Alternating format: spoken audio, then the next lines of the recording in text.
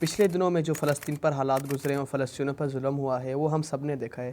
تاریخ میں تو پہلی دفعہ نہیں ہوا ہے کیونکہ یہ حالات پچھلے 75 سالوں سے پیش آ رہے ہیں، جو کہ مسلمان اور یہودیوں کے درمیان ایک تنازع ہے کہ فلسطین کے سرزمین پر کس کا حق ہے۔ اس تنازع کو روکنے کے لیے بہت ہی معاہدے کیے گئے مگر سارے ناکام رہ گئے اور تنازع آج تک جاری ہے۔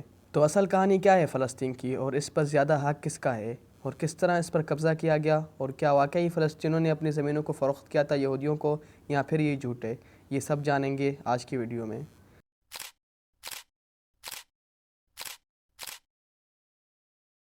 یہودیوں نے کس طرح فلسطین پر قبضہ جمایا، اس کہانی کو سمجھنے کے لیے تاریخ میں تھوڑا سا پیچھے جانا پڑے گا۔ پیچھے چلتے ہیں 150 سال پہلے، سن 1873 میں۔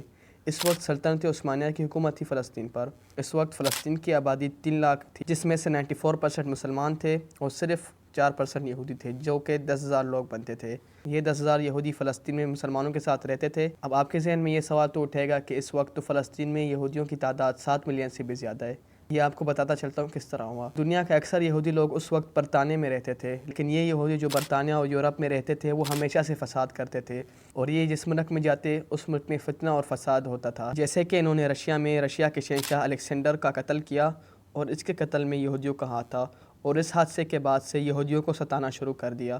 وہ اس طرح سنین ستاتے تھے کہ ان کو جیل میں ڈالتے یا انہیں ٹارچر کرتے یا پھر انہیں تنگ کرتے، بلکہ انہوں نے ان کا قتل عام کرنا شروع کر دیا۔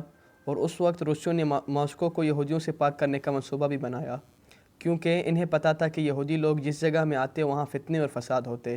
اس طرح جب انہیں نکالنا شروع کر دیا، برطانوی پارلیمنٹ کا ایک ممتاز رکن آیا جس کا نام لارنس اولفینٹ تھا۔ اس نے یہودیوں کے ساتھ ہمدردی کا اظہار کیا، اور اس کا یہ نظریہ تھا کہ یہودیوں کا ایک الگ وطن ہونا چاہیے، اور یہ وطن یورپ سے دور ہونا چاہیے تاکہ ان کے مسئلے مسائلوں سے بچا جا سکے اور یہودیوں کا قتل عام ہونا کم ہو جائے۔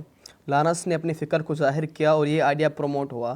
پھر لارنس نے ایک کتاب لکھی جس کا نام دی لینڈ آف جلاد رکھا گیا۔ اس کتاب نے پہلی یہودی بستی کا قیام کی تجویز پیش کی، اور یہی ہوا۔ اچھی تعداد میں یہودی آئے اور انہوں نے جوردن ندی کے مشرقی حصے میں 2 بستیاں آباد کی۔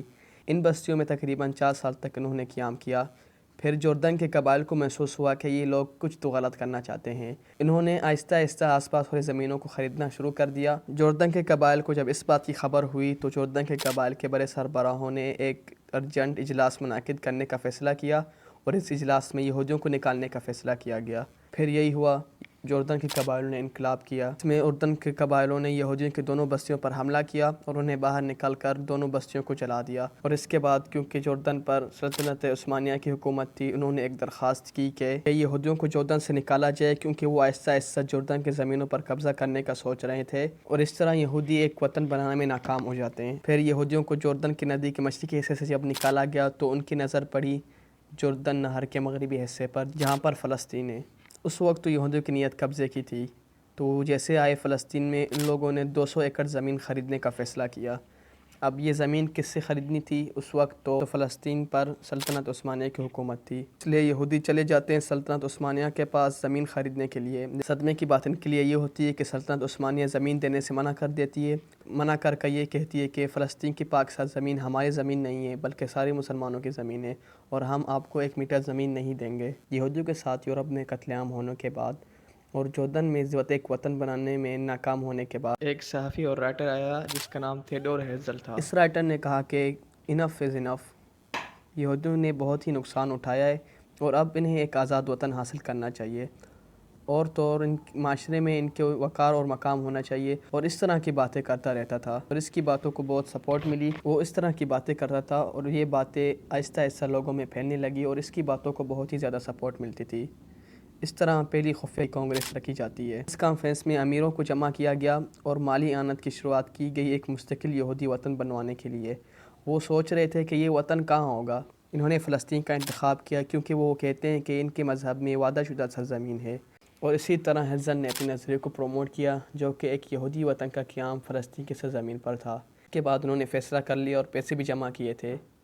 پیسے جمع کرنے کے بعد وہ چلے گئے سلطنت عثمانیہ کے پاس زمین خریدنے کے لیے، کیونکہ اس وقت فلسطین سلطنت عثمانیہ کی حکومت میں تھی۔ لیکن ان کے لیے صدمے کی بات یہ تھی کہ سلطان عبد الحمید نے فلسطینی زمینوں کو فروخت کرنے سے صاف منع کیا اور کہا کہ یہ مقدس سرزمین تمام مسلمانوں کی ہے، اور ہم ان کا 1 انچ بھی آپ کو نہیں بھیجیں گے، اور انہوں نے انہیں ذلیل کر نکال دیا۔ اس طرح یہودیوں نے ریئلائز کیا کہ کوئی بھی وطن پیسوں سے نہیں بن سکتا، اور یہاں پر ایک مصیبت آتی ہے جو کہ ورلڈ وار 1 تھی۔ اس میں ساری دنیا منشغل تھی اور پوری دنیا کو اس جنگ کا اثر ہوا۔ اس جنگ میں سلطنت عثمانیہ نے اپنے کمزوری اور مشکل حالاتوں کے باوجود بھی شرکت کی۔ جنگ میں برطانیہ، فرانس اور روس کی جیت ہوتی ہے، جرمنی اور سلطنت عثمانیہ کی ہار۔ اس طرح جنگ ختم ہوتی ہے اور جنگ کے قوانین کے مطابق جیتنے والا ملک سارے ہارنے والے ممالک کو مال غنیمت کی صورت میں حاصل کر لیتا ہے۔ اسی طرح عرب ممالک تقسیم ہوئے۔ برطانیہ نے جردن اور فلسطین کو مال غنیمت کے طور پر لے لیا، اور فرانس نے سیریا اور لبنان کو مال غنیمت کے طور پر لے لیا۔ ان ممالک کی سیاست، حکومت اور معیشت برطانیہ اور فرانس کے حوالت ہو جاتی ہے۔ یہاں پر برطانوی حکومت نے برطانیہ میں موجود تمام یہودیوں سے چھٹکارا حاصل کرنے کا فیصلہ کرتی ہے اور ان کی فلسطین کی طرف ہجرت کا سہولت فراہم کرتی ہے۔ انہوں نے یہودیوں کی ہجرت کے لیے 100 سے زائد قوانین جاری کیے اور انہوں نے فلسطین میں زمینیں خریدنے کا اختیار دیا۔ اسی طرح یہودیوں کے لیے فلسطین میں زمینیں اور رہنے کے لیے مکان فراہم کیے، اور یہودی لوگ آہستہ آہستہ کر کے ہجرت کرنے لگتے ہیں فلسطین کی طرف۔ اسی طرح بڑی تعداد میں ہجرت 35 سال تک چلتی رہتی ہے۔ پھر شروعات ہوتی ہے ورلڈ وار 2 کی۔ ورلڈ وار 2 میں جیت ہوتی ہے فرانس، امریکہ اور برطانیہ کی، مگر بالکل بھی آسانی سے یہ جنگ میں نہیں جیتتے، بلکہ انہوں نے اپنی پوری طاقت کو استعمال کیا اور ان کے افواج میں بہت ہی بڑی کمی ہوئی۔ اس طرح فرانس استعمار کو ختم کرنے کا فیصلہ کرتے اور اپنے سپاہیوں کو لبنان اور سیریا سے واپسی بلوا لیتا ہے، اور اسی طرح برطانیہ بھی یہ فیصلہ کرتی ہے اور جردن اور فلسطین سے اپنے افواج کو واپسی بلانے کا فیصلہ کرتی ہے۔